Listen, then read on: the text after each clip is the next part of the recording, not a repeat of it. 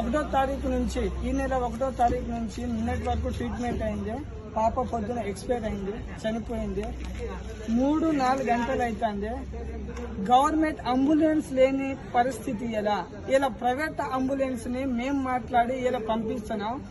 ఎటు నగరం నుంచి 100 కిలోమీటర్ దూరం నుంచి వస్తే అంబులెన్స్ ఇలా శవాన్ని తీసుకోపోవడానికి అంబులెన్స్ లేని సిచ్యువేషన్ అంటే మన పరిస్థితి ఎలా ఉన్నది చూడండి. స్వాతంత్రం వచ్చి 75 సంవత్సరాలు అయినా కూడా ఇంకా ఈ స్థితి ఇంకా మనం జీవిస్తున్నామని అంటే దీనికి కారణం ఎవరు? మనల్ని పరిపాలించేటోళ్ళని ఎంచుకున్నది మన తప్ప.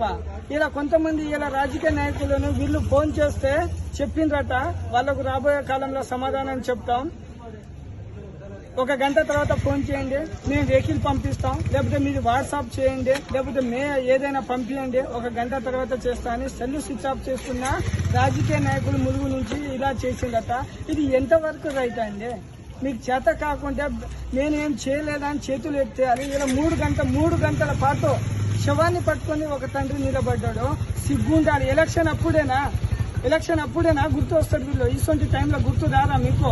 ఎలక్షన్ అప్పుడైతే ఇలా 5,000 అంబులెన్స్ అవుతాను కదా, 10,000 అయినా ఇచ్చి రెడీ ఉండేటోళ్ళు. ఎందుకంటే ఓటు కావాలి. కానీ ఇప్పుడు ఎలక్షన్